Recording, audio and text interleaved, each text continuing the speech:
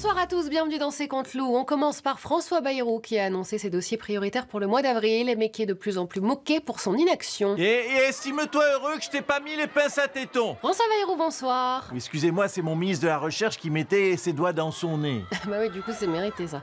Ça fait 3 mois que vous êtes Premier ministre et on ne comprend pas bien où vous allez exactement. Écoutez, rien ne sert de courir, il faut rester à point. Donc voilà, j'y suis, j'y reste. Après, où je vais, je vais m'atteler au réarmement de la France. Ah bah non, ça c'est déjà prévu. Le président Macron l'a annoncé depuis longtemps. Ah, ok. Le droit de vote des femmes, est-ce que c'est déjà fait ça? Oh bah oui aussi, oui. Bon. Vous auriez pas une idée, vous, d'un truc hyper important qui changerait la vie des Français et qui en plus coûterait 0 à la France par hasard? Votre démission? Très amusant. Bon, écoutez, laissez-moi 24 heures, je vais trouver une idée incroyable. Je vais forcément trouver un truc. Je suis quand même pas Premier ministre pour rien. Mais on se demande justement. Et oh? So, c'est quoi ces cris d'enfants dans le couloir? Ah? Je sais pas, j'ai rien vu, rien entendu. Bah voyons. C'est la dernière ligne droite dans le procès du financement libyen. Nicolas Sarkozy, bonsoir. Le parquet national financier a dit qu'il n'avait pas de position figée, mais que devant les explications extravagantes de Claude Guéant, Brice Hortefeux, Eric Woerth et de vous-même, vous aviez transformé leur positionnement en intime conviction. Moi? Des explications extravagantes. Mais est-ce que vous m'avez déjà entendu extravaguer? En plus, ils le savent, j'ai l'extravagation en horreur, madame. Bah, parfois, les justifications d'argent liquide étaient étonnantes. Étonnante, mais je vois pas ce qu'il y a d'étonnant de dire que Claude Guéant était le petit-fils de Modigliani. Et qu'un jour, dans le grenier de l'UMP, il a retrouvé 15 bronzes magnifiques qu'il a revendus à Kadhafi en liquide. Et que c'est pour ça qu'on a retrouvé des valises de billets dans nos armoires, c'est tout. Claude Guéant, le petit-fils de Modigliani. Ben oui, alors. Brice Hortefeux, je vous signale que c'est le fils caché de Picasso. Et Eric Woerth, il a bien retrouvé un trésor sur une île cachée dans les Caraïbes. Voilà. Je vois pas ce qu'il y a d'extravagant dans ces révélations, madame. Ah bah oui, non, pardon, on s'excuse. L'Agence nationale de sécurité sanitaire tire la sonnette d'alarme sur les produits à base de soja qui seraient dangereux pour la santé.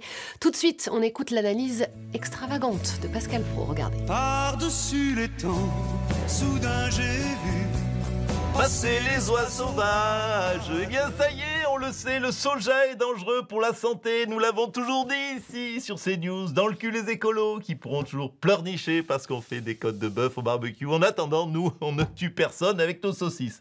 Donc là, le bilan, c'est que Sandrine Rousseau, quelque part, est une criminelle bio. Voilà. Allez-y, D'Artigol, tiens, vous qui êtes de gauche, là. Dites-le, allez-y, dites-le, quel est le problème avec le soja? Avouez. Il contient des substances végétales proches des hormones féminines qui pourraient affecter le système reproducteur. Le système reproducteur. Mais voilà, quand tout se recoupe, le soja fait changer de sexe. Hein, quand on vous dit que les écolos rêvent que nos enfants deviennent transgenres, on y est. Donc je le dis à monsieur Michel-Édouard Leclerc qui donne des leçons à tout le monde. Hein, sachez qu'à chaque fois que vous vendez du tofu, un petit garçon demande à se faire implanter des seins. Voilà, c'est mathématique. Pardon. Texto d'Enel Guichard, le soja rend homosexuel. Est-ce que quand on mange du couscous, on se convertit à l'islam? Mais quelque part, c'est la science qui parle. Hein, allez. Salut à tous. Et CNews n'est pas dangereux pour la santé. Pour parler de la guerre en Ukraine, le président est notre invité ce soir.